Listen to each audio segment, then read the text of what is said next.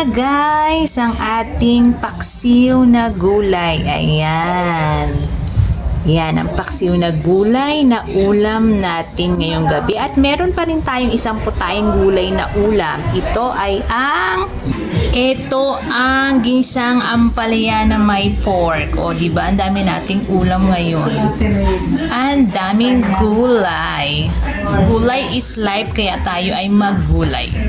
Tapos, meron tayong suha na prutas. O, iyan yung ating mamayang dessert. So, kailangan din natin ng fruits sa katawan. So, meron tayong gulay, meron pa tayong fruits. So, napaka-healthy ng dinner natin.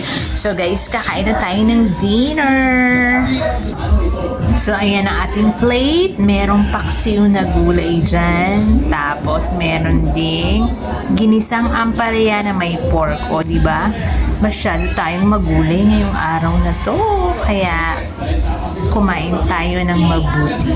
Ayan, maya-maya, mag-fruits na lang tayo. Oo. Ito yung fruits natin. Suha! So, titikman natin yan later.